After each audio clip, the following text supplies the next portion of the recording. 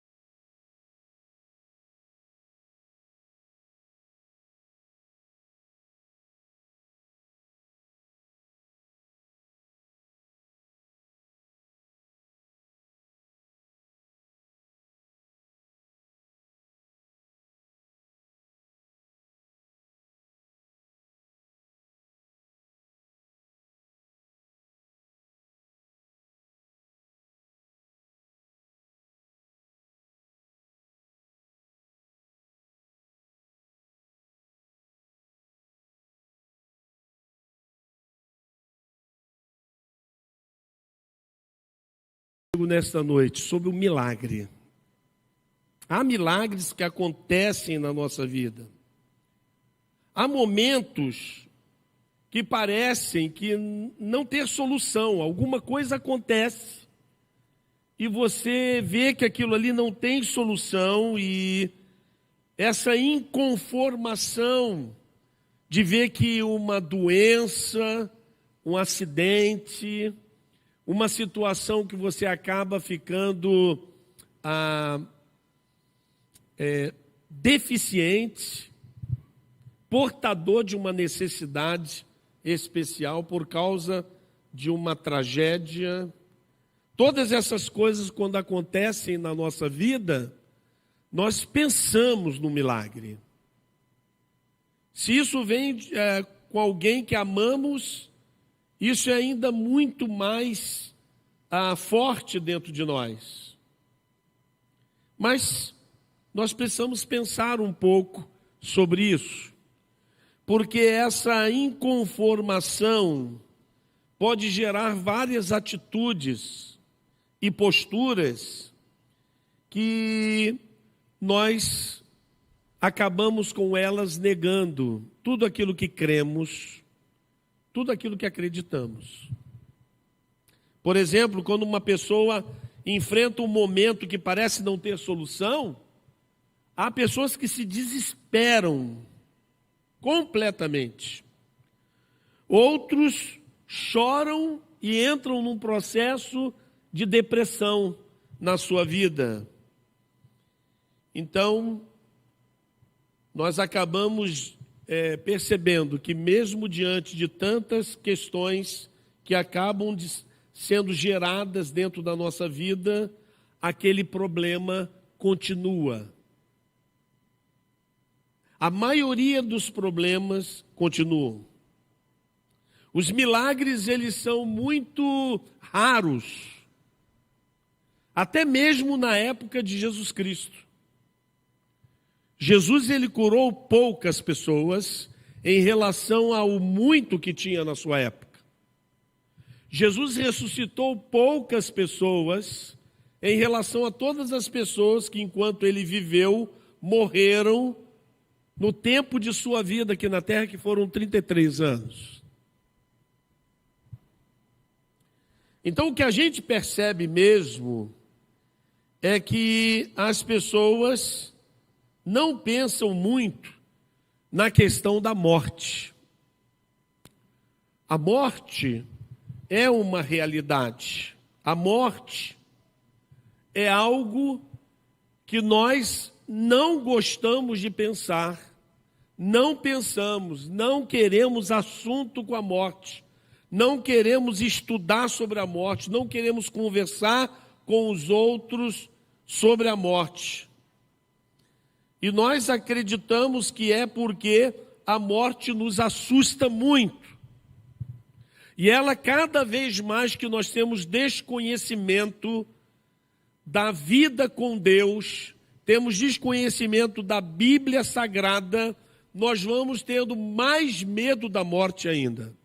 Não se trata de religião, não se trata de você ser um religioso. Você pode ser um religioso, mas pode ter uma vida fria, convicções mínimas sobre a vida espiritual, sobre a fé, sobre a esperança que há na eternidade. Infelizmente, hoje nós temos muitos cristãos nominais. Você já se avaliou se você de fato é um cristão de verdade ou um cristão nominal? Essa é uma avaliação muito justa de ser feita. Cada um de nós precisamos chegar no espelho, nos olhar no espelho e percebermos que tipo de vida nós temos, se nós somos de fato nascidos de novo, se nós fomos transformados pelo poder do Evangelho, se a pessoa do Espírito Santo está selada em nosso coração, porque a morte é uma realidade.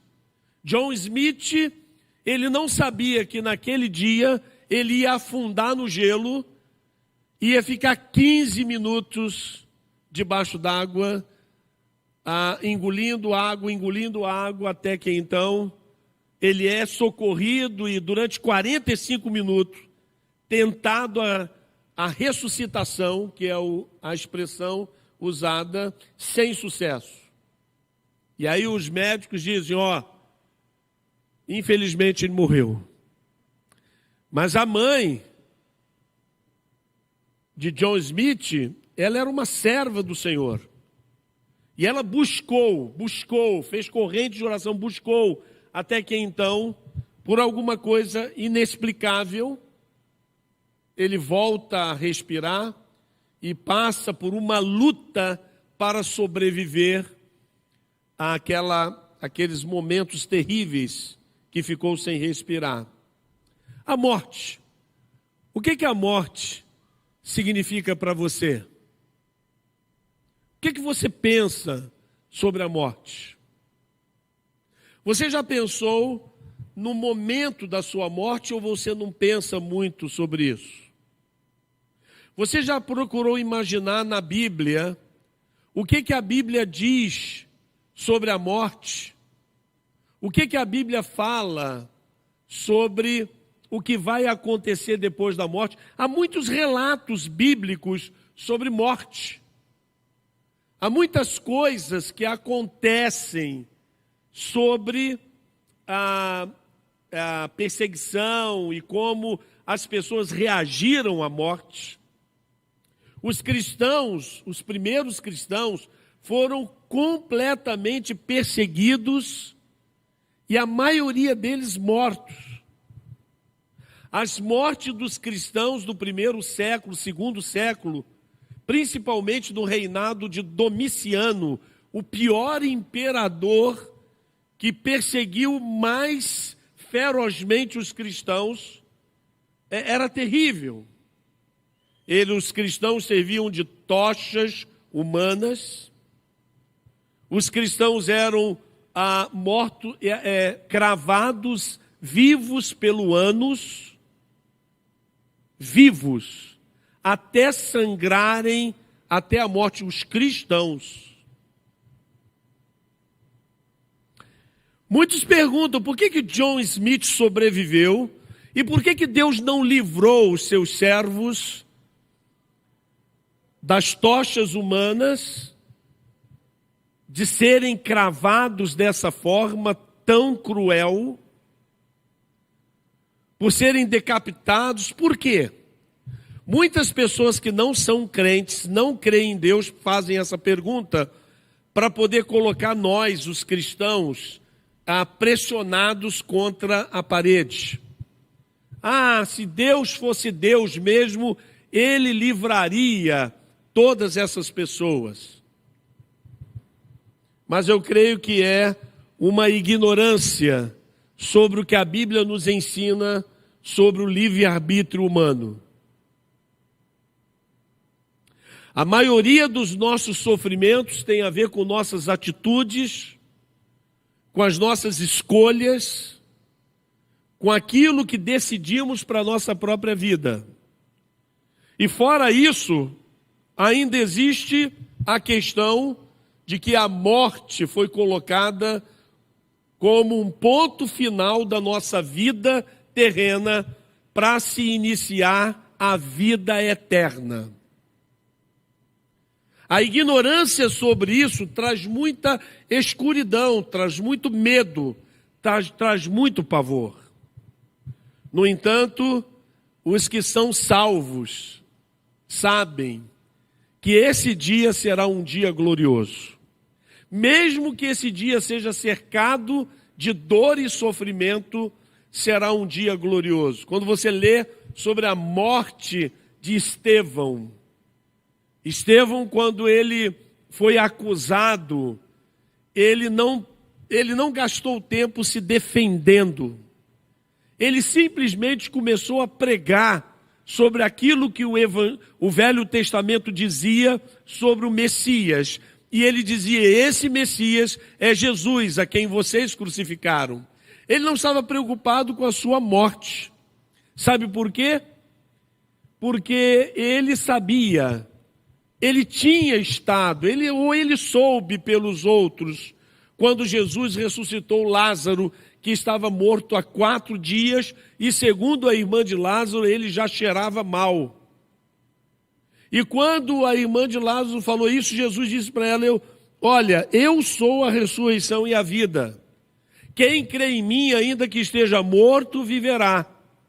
E todo aquele que vive e crê em mim, nunca morrerá. O crente, ele tem essa certeza de que nós não morremos. Nós terminamos as nossas atividades físicas, mas essa pessoa que está falando aqui com você, que está pensando, que está pregando, essa pessoa, ela jamais morrerá. Salomão, escrevendo lá em Eclesiastes, diz: o pó volte ao pó como era, e o espírito volte a Deus que o deu. Não tem esse negócio que morreu, acabou. A morte não nos assusta mais. E sabe por que a morte não assusta os crentes, os servos do Senhor? Hein? Presta atenção. Você sabe por quê? Porque a morte foi vencida quando Jesus, ao 3º dia, ele ressuscitou dos mortos. Os homens pegaram aonde Jesus havia sido sepultado, eles colocaram uma pedra muito pesada e ainda selaram aquela pedra. E para garantir, colocaram guardas de sentinela, para que o corpo de Jesus não fosse roubado e dissessem que ele havia ressuscitado. Porque ele disse: olha, eu vou morrer, mas eu vou ressuscitar. Eles tomaram todas as precauções, mas em determinado momento, quando as mulheres foram no sepulcro, o que aconteceu? Os guardas tinham fugido, porque quando os guardas estavam ali, eles viram a coisa tremer. Era o poder da ressurreição de Jesus, é a vitória sobre a morte. Houve uma batalha muito grande ali naquele momento. O Deus da vida venceu o Deus da morte. E aí então tudo sacudiu, e os soldados ficaram com medo e fugiram. E o sepulcro abriu, e Jesus ressuscitou. Dê uma salva de palmas para isso, porque isso é muito poderoso. Não, você não pode vencer.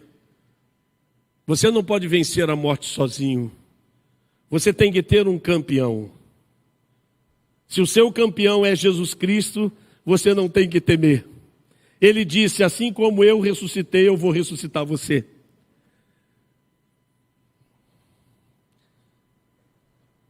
Lá em Hebreus capítulo 9, verso 27, existe um texto que eu gosto muito, ele diz assim: da mesma forma como o homem está destinado a morrer uma só vez, e depois disto enfrentar o juízo, assim também Cristo foi oferecido em sacrifício uma única vez, para tirar os pecados de muitos, e aparecerá segunda vez para tirar o pecado, não para tirar o pecado, mas para trazer salvação aos que o guardam. Preste atenção nesse texto. Esse texto tem lições preciosas. Primeiro, para aqueles que creem em reencarnação, esse texto, ele diz que não haverá reencarnação. A doutrina da reencarnação é uma doutrina hindu, lá da Índia e de países hindus. E eles ainda creem que essa encarnação não é só de uma encarnação e reencarnação em outra pessoa. Eles creem que pode ser num animal, num inseto, num bicho qualquer. Então esse texto está dizendo, olha, esqueça disso, não existe reencarnação, porque ao homem está ordenado morrer uma vez só e depois enfrentar o juízo. Um ensino bastante precioso para a sua vida, para as suas informações. Mas ele diz também outra coisa, também diz assim, que Cristo foi oferecido uma única vez para tirar os pecados de muitos. Por que não tirar os pecados de todos? Porque nem todos aceitarão esse sacrifício, esse presente maravilhoso que Jesus fez, entregando-se. Jesus não obriga ninguém, ouviu, jovem? Ouviu, adolescente? Ouviu, criança? Ouviu, adulto? O Senhor não obriga ninguém a crer nele. Mas só terão o poder da ressurreição e só vencerão a morte aquelas pessoas que sabem disso, recebem esse presente, dizem assim: eu recebo a Jesus como meu único e suficiente Salvador. Quando eu digo único, já está bem claro, mas quando eu digo suficiente, muitas pessoas não sabem o que isso significa. Significa quando Jesus é suficiente, eu não preciso de um copo de água e orar sobre ele, aquele copo vai me fazer algum bem. Quando eu digo que Jesus é suficiente, eu não preciso de mais nada, ele é completamente suficiente. Não precisa de ajuda de nada nem de ninguém. Ele é suficiente. Quando você diz isso, Senhor, eu te recebo como meu único e suficiente Salvador, você se enquadra naqueles ali onde ele veio para tirar os pecados de muitos. Lembrando a você que a palavra de Deus diz que o caminho que leva à vida eterna é estreito e poucos vão por ele. Esses poucos são aqueles muitos que estão ali. Agora, que detalhe interessante: aparecerá segunda vez, não para tirar o pecado, porque já tirou.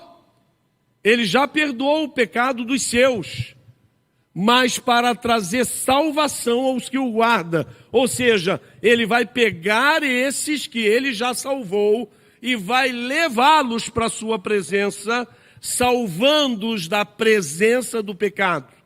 Lembre-se dos 3 verbos da salvação. O homem é salvo da penalidade do pecado que Adão e Eva cometeram.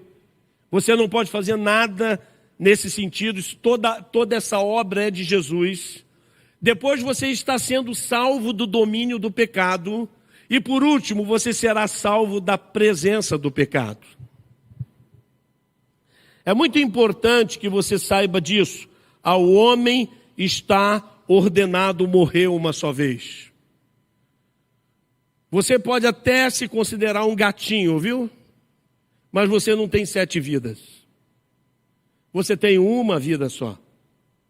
E essa vida, você tem que prestar bem atenção, porque quando surge uma situação como essa, tem muitos que ficam à espera de um milagre. Esperando um milagre. Pode passar o vídeo, isso.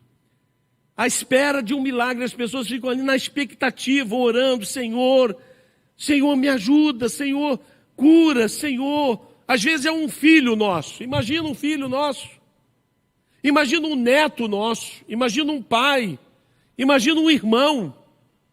É uma vida só.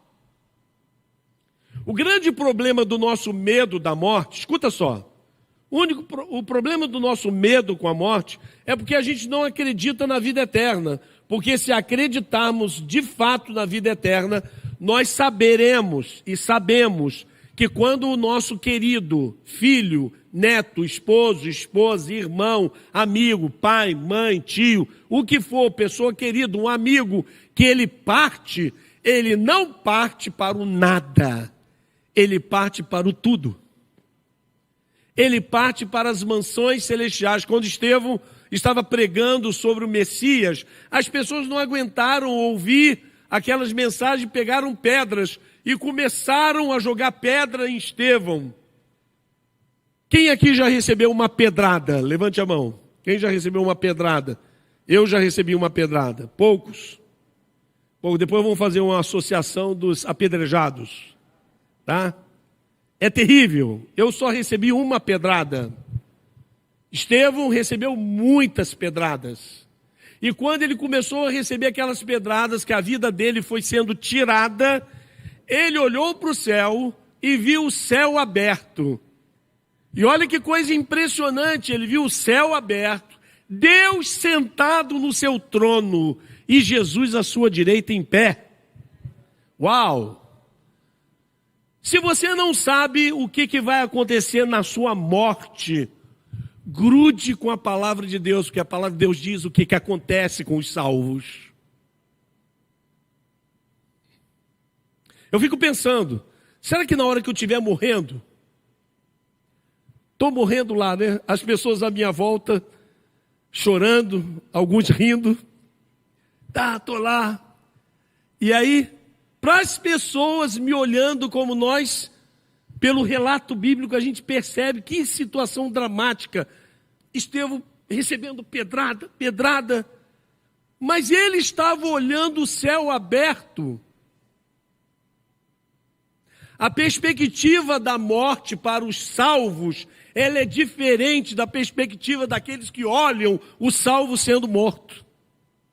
Por isso que Nabucodonosor olhou lá de uma região e olhou e perguntou para os seus generais: não foram 3 os que nós jogamos dentro da fornalha?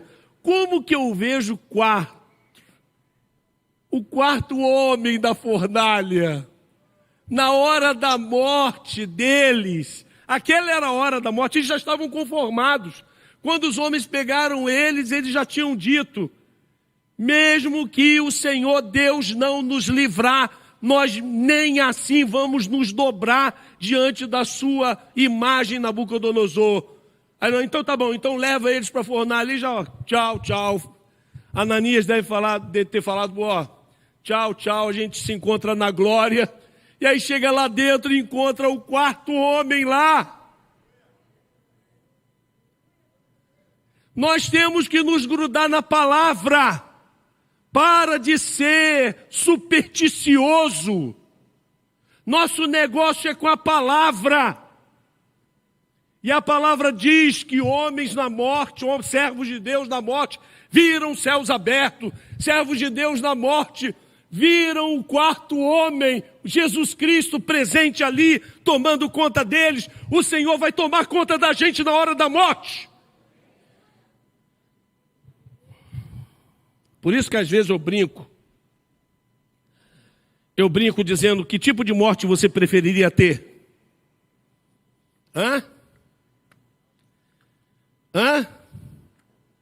Que tipo de morte? Queimado? Deus me livre. Afogado? Deus me livre. igual um passarinho. Sabe como é que é morte de passarinho? De pedrada. É tipo Estevão.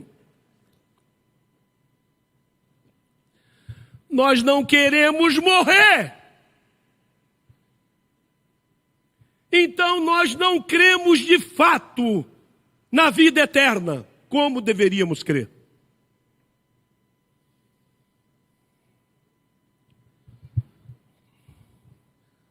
Paulo disse: combati o bom combate, acabei a carreira e guardei a fé, só esperando o momento de entrar na glória.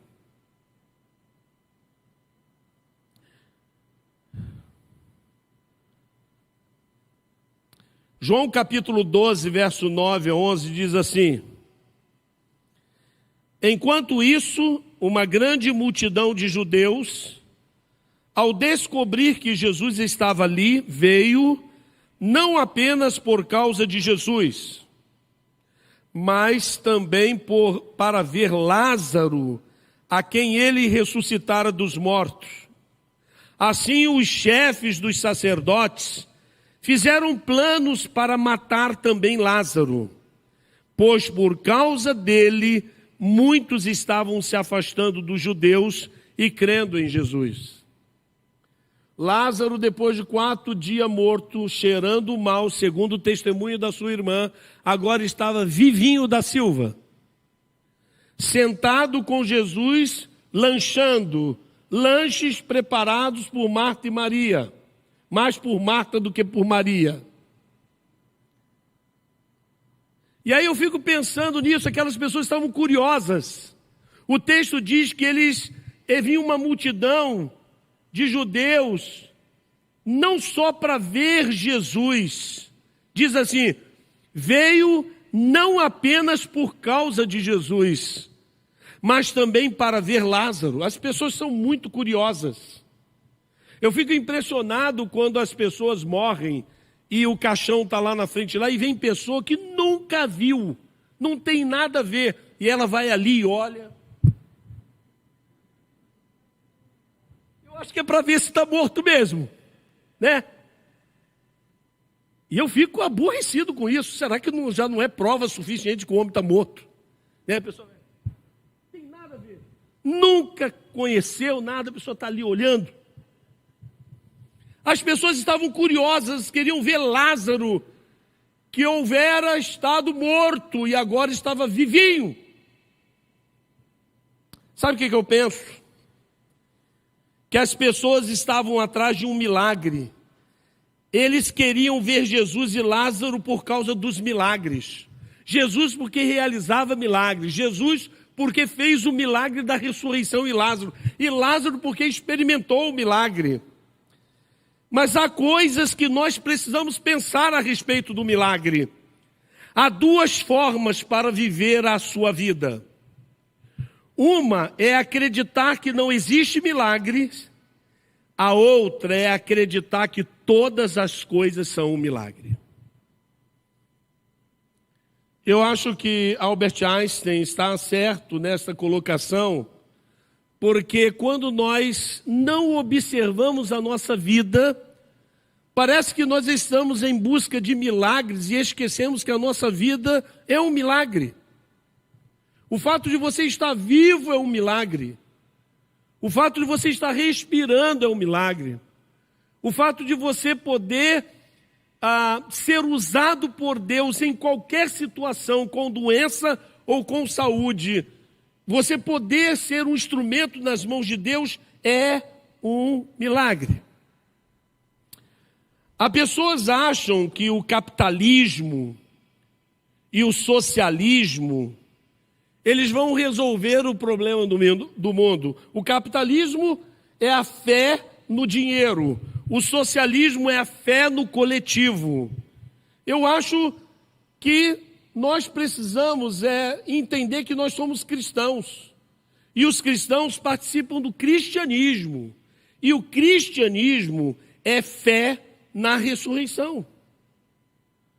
Não há nada que não há capitalismo, não há socialismo, não há método, não há esquema, não há dinheiro, não há poder, não há nada que possa ser feito quando a morte chega. E você, meu irmão, que já entregou a sua vida a Jesus, não você que é um religioso e que tem pavor da morte, não, você tem que começar a pensar sobre a sua vida. Se você tem medo do tipo de morte, é uma coisa, mas se você tem medo da morte, significa que você precisa procurar o seu pastor urgente, para nós conversarmos sobre a sua fé, porque você pode ter a sua fé não em Jesus, não na palavra do Senhor, mas a sua fé na sua própria fé. Tem pessoas que colocam a fé na sua própria fé, mas as pessoas que colocam a fé em Jesus, elas morrem para o mundo. Elas já morreram para o mundo. Por isso que Paulo diz, já estou crucificado com Cristo, e vivo não mais eu, mas Cristo vive em mim. Então a vida em Cristo é que nos dá a convicção de que nós não morremos. Nós estamos já vivendo para sempre. João capítulo 5, verso 24, Jesus disse, e muitos cristãos não prestam atenção nessa promessa. Ela começa com, eu lhes asseguro. Presta atenção na frase. Eu lhes asseguro. Quem ouve a minha voz e crê naquele que me enviou, não terá não. Tem a vida eterna. E não entrará em condenação, porque já passou da morte para a vida. Esses somos nós. Já passamos da morte para a vida. O que nós estamos precisando é de saber qual vai ser o dia e a hora da transferência. Há uns tempos atrás eu pensei que eu estava de partida. Acordei Jane correndo, Jane está tudo rodando, a Jane levantou para pegar não sei o que lá, e eu via tudo rodando, e eu falava comigo, pai, chegou a minha hora. Eu não sabia como é que era a morte. Eu sei que era uma coisa completamente diferente. Mas era uma coisa diferente. E aí a Jane abriu a janela assim, né? E aí eu olhei lá para dentro, pai, será que é essa hora que eu estou indo? Se for, tá bom demais. Cristianismo é fé na ressurreição. Para de colocar fé nos homens, nesse mundo, nas pessoas, nos remédios, na tecnologia, na ciência. Não, eu creio que a ciência vai dar um jeito. Vai dar nada, ela não deu jeito no vírus que impactou o mundo recentemente.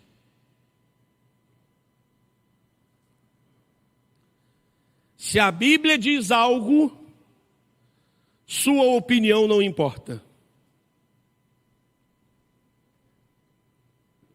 Porque hoje todo mundo é doutor, né? Todo mundo sabe tudo. Todo mundo sabe tudo. As pessoas se fazem de entendidas. Elas têm um celular na mão, então quando está conversando uma conversa, ela... Pois é. E fala. Aí tu, nossa, fulano sabe, né?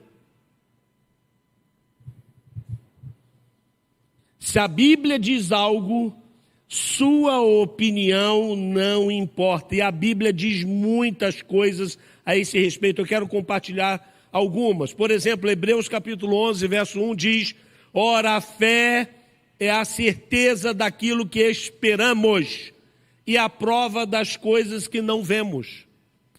A palavra de Deus, a Bíblia Sagrada, ela está dizendo que a fé não tem nada a ver com ciência. A fé não tem nada com ver para crer. A fé tem a ver com crer para ver.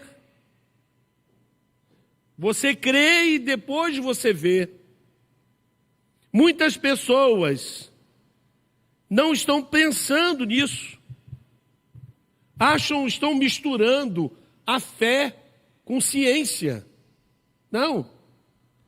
Olha o que diz Hebreus capítulo 11, verso 6. A Bíblia diz muita coisa. E se a Bíblia diz, a sua opinião não importa. Sem fé é impossível agradar a Deus, pois quem dele se aproxima precisa crer que ele existe e que recompensa aqueles que o buscam. Essa fé aqui é a fé que nós lemos lá em Hebreus capítulo 11, verso 1.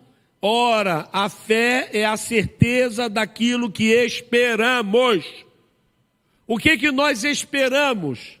Nós esperamos a segunda volta de Jesus, amém? Ou nós esperamos a nossa chamada para o céu?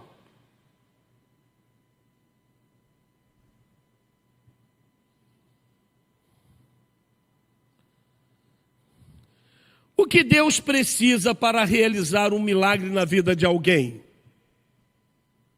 O que Deus precisa? Eu queria pensar em algumas coisas. Primeiro, talvez ele precise de uma aproximação menos espetacular. Hoje, no mundo aí da busca por milagres, existem pessoas que ficam tão desesperadas quando descobrem que estão com câncer. Ficam tão desesperadas quando um filho está doente e a doença é muito grave, que ela abre mão das suas crenças, das suas convicções. E aí então se estabelece em algumas igrejas que é um verdadeiro espetáculo, onde se faz um espetáculo tremendo e onde há muito charlatanismo, há muitas curas de doenças psicossomáticas. Sim. Mas, na verdade, o que o Senhor nos ensina em sua palavra, que para Ele realizar, Ele pode realizar um milagre na sua vida, Ele não é obrigado a nada, Ele é Deus. Mas Ele pode realizar um milagre, mas precisa essa aproximação ser menos espetacular. Lá em Mateus capítulo 9, verso 20 e 21, nós encontramos essa história aqui. Vamos ler juntos? Nisso, uma mulher que havia 12 anos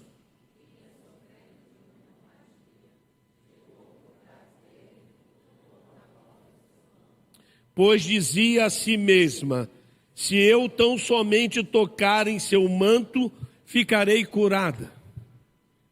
Nada de espetáculo. Nada de, aqui ó, vou tocar no manto de Jesus. Nada disso. Ela pensou em seu coração, olha, se eu tão somente, é a fé menos espetáculo, menos luz, menos glamour.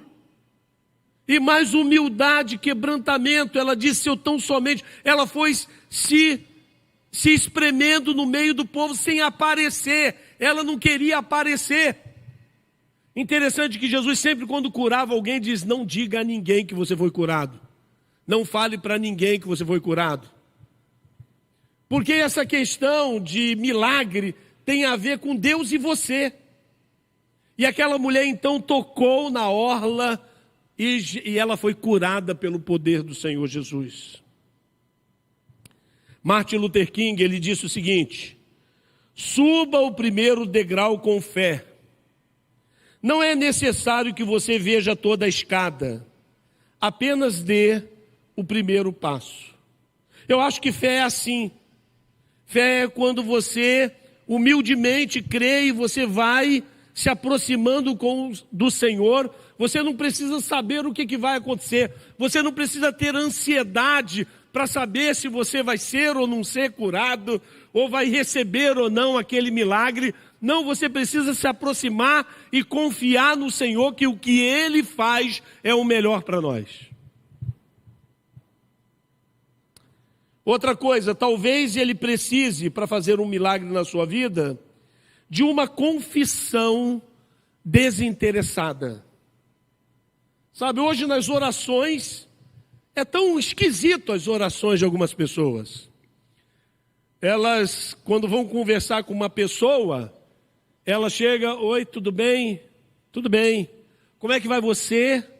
Eu estou bem, e você? Eu estou bem, tá? Aqui, dá para você fazer isso para mim?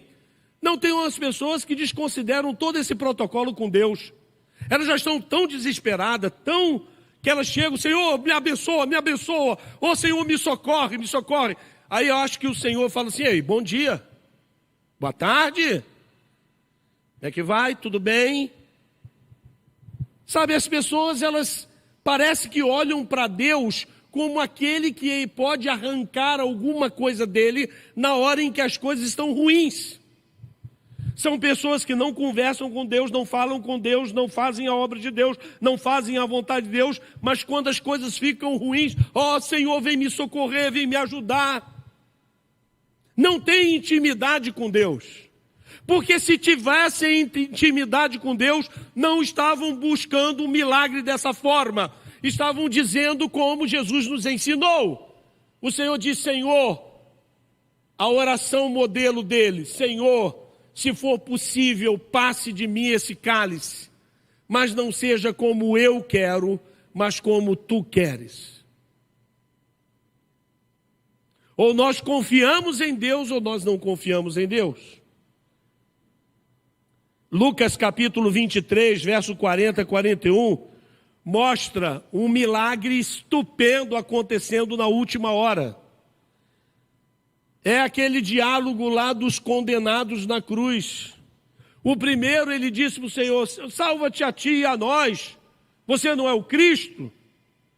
O outro, numa oração, num pedido a Jesus completamente desinteressado, ele diz assim, você não teme a Deus nem estando sobre a mesma sentença?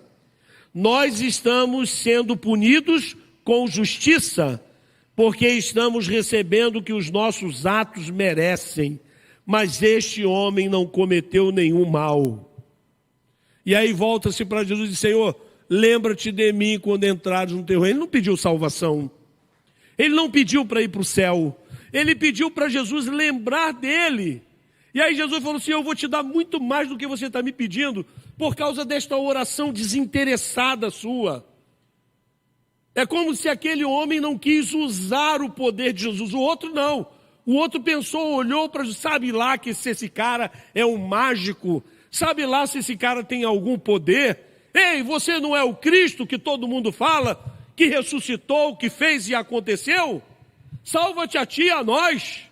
Esse é um tipo de oração que nós encontramos muito comum nos dias de hoje. Nós queremos arrancar alguma coisa de Jesus para a nossa vida.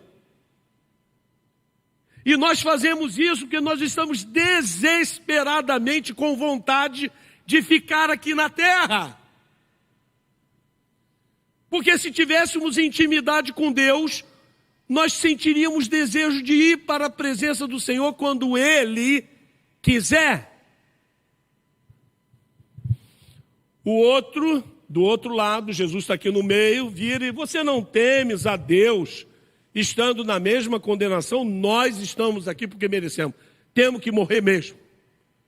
Ele vai, Senhor, sei lá o que ele está pedindo, acho que ele está pedindo para que quando ele estivesse lá no inferno, o Senhor jogar um pouquinho de água para ele, alguma coisa assim. Que ele não pede por salvação. Ele vai, Senhor, lembra-te de mim quando estiveres lá no teu reino. Ou seja, ele não está dizendo que estará com o Senhor no reino. Aí o Senhor vira para ele e fala assim, hoje mesmo estarás comigo no paraíso. Uau! Uau! Spurgeon, que foi um pregador por excelência, ele diz que a fé sobe pelas escadas que o amor construiu e olha pelas janelas que a esperança abriu.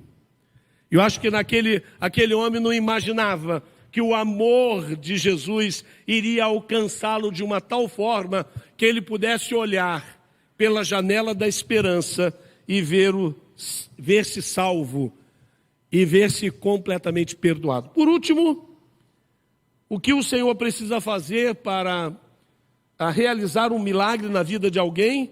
Talvez ele precise de que se creia no poder da sua promessa. E eu deixei esse aqui por último, porque realmente eu acredito muito nisso. Se crer crer nas suas promessas. Para você crer nas promessas de Jesus, você tem que crer na palavra de Jesus. Para você crer nas promessas que ele fez, você tem que conhecer a palavra. Você precisa ser um amante das Escrituras. Você precisa colocar a Bíblia como algo principal na sua vida. Lá em Lucas capítulo 7, verso 7, diz assim: por isso, nem me considerei digno de ir ao teu encontro, mas dize uma palavra e o meu servo será curado. Que coisa, que confiança na palavra, que confiança no poder. Era um homem, um centurião, que ele tinha um servo, que ele amava muito aquele servo, e ele havia ficado doente. Ele mandou um recado para Jesus. O que Jesus fez? Jesus, em vez de fazer o que ele esperava, que é de lá onde ele estava, dissesse, ó, vai lá e dize para o centurião que o servo dele está curado. Jesus resolveu ir na casa dele. E quando aquele centurião viu que Jesus estava vindo na casa dele, ele saiu para fora e parou Jesus e disse: não me considerei digno de ir ao teu encontro, nem eu sou digno que tu entres na minha casa.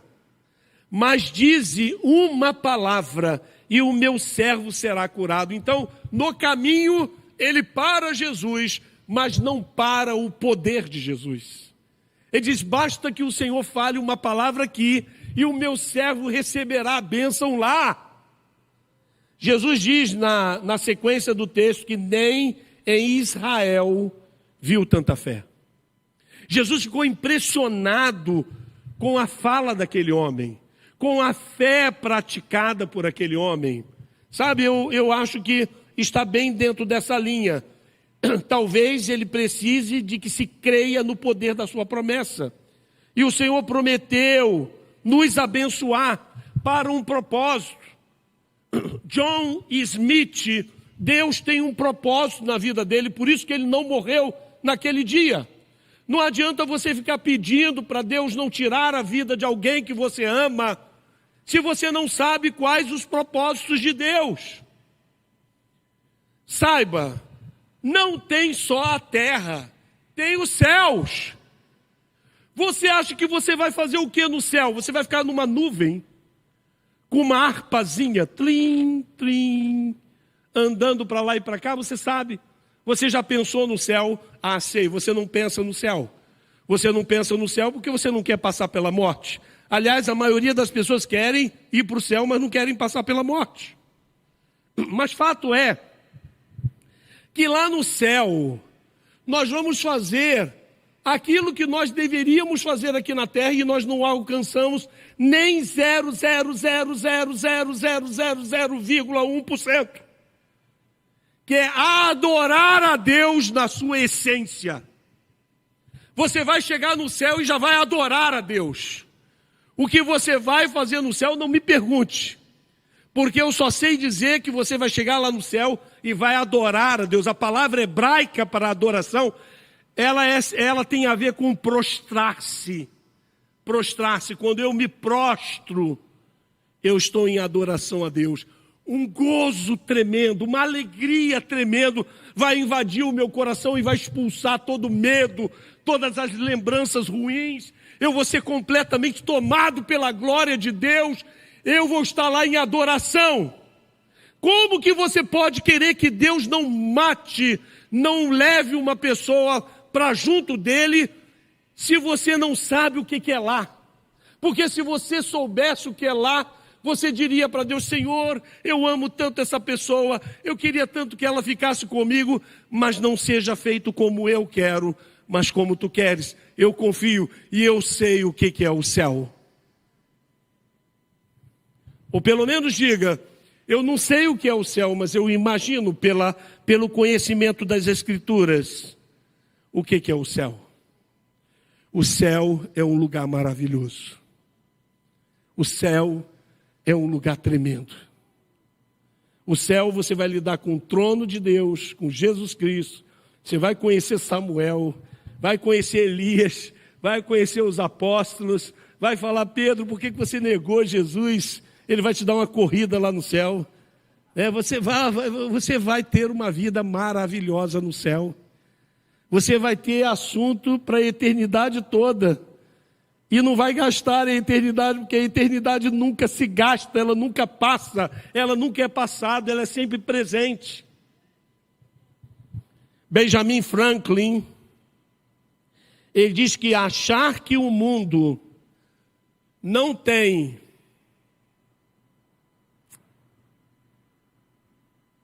cortou aí um pouco aí. Espera aí. Deixa eu ver se eu consigo.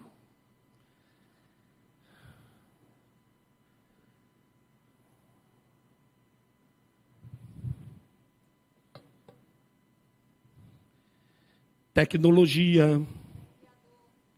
Sim. Achar que o mundo não tem um criador é o mesmo que afirmar que um dicionário é resultado da explosão de uma tipografia. Achar que o mundo não tem um criador é o mesmo que afirmar que um dicionário é o resultado de uma explosão de uma tipografia. Uau!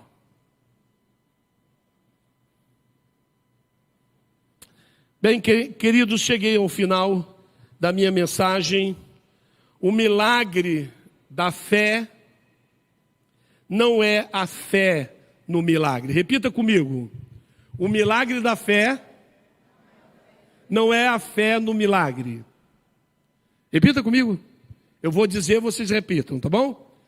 O milagre da fé não é a fé no milagre. Não, você não pode colocar no milagre a sua fé. Você tem que colocar em Jesus a sua confiança. Por isso que cabe bem, mesmo eu não tendo preparado para falar, o Salmo 37, verso 5. Entrega o teu caminho ao Senhor. Confia nele e o mais ele fará. É isso que ele vai fazer. Nós temos que colocar nossa fé na ressurreição de Cristo. Jesus ressuscitou. É isso que a Bíblia diz. Não há mensagem mais poderosa do que essa. O islamismo não tem, o espiritismo não tem, o budismo não tem, o taoísmo não tem. Todas as religiões do mundo não têm essa mensagem que nós temos. O Deus que eu sirvo não está morto. Ele ressuscitou. Então eu não posso colocar a minha fé no milagre.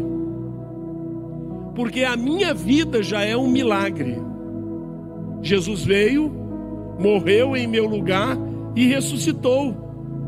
E Ele me deu o poder da ressurreição em minha vida. Então hoje eu sou um salvo, não porque mereço, mas por causa da graça de Jesus. Paulo vai dizer aos crentes em Éfeso: pela graça sois salvos por meio da fé.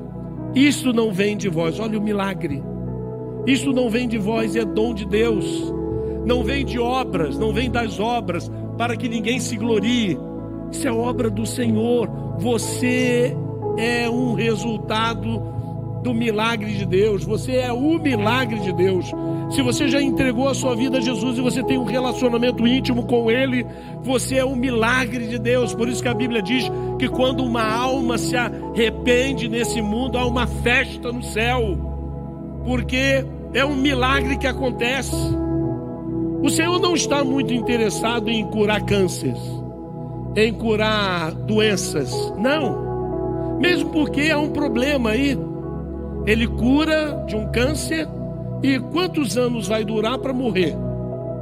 Ou você acha que não vai morrer? Toda hora que chegar a hora de morrer, ó Senhor, me faz um milagre. Tá bom, então vou fazer mais. É 150, é 200, é 300, é 500 anos. Não, isso era o que nós experimentaríamos antes de termos escolhido o pecado. Não havia morte antes de escolhermos o pecado. mas nós escolhemos a morte. Ele disse: não faça, porque no dia que você fizer, você vai morrer. Temos que nos acostumar com isso. Por isso que a morte é uma serva. A morte nossa é uma vitória. Lucas capítulo 11, verso 29 diz assim: aumentando a multidão, Jesus começou a dizer: esta é uma geração perversa. Ela pede um sinal miraculoso, mas nenhum sinal lhe será dado, exceto o sinal de Jonas. O que ele está dizendo? Ele está dizendo que o único sinal que nós teremos para entendermos o que é milagre é o sinal de Jonas. Jonas morreu praticamente, ficou sepultado dentro de uma baleia nas profundezas do mar, e depois de 3 dias foi jogado aonde Deus queria que ele estivesse. Jesus está falando do próprio Cristo, que estaria morto e ressuscitaria ao 3º dia. Esse é o sinal, esse é o milagre que nós temos que crer. Ele viveu, ele morreu, ele ressuscitou, e nós ressuscitaremos com ele. Então, gente, o milagre da fé é isso. Receba esse milagre na sua vida. Saia daqui convicto. Deus te trouxe aqui hoje para você aprender muita coisa. Se você prestou atenção, Deus falou profundamente ao seu coração.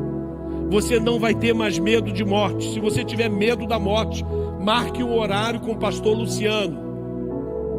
Marque um horário com os pastores, pastor Sérgio, pastor Max.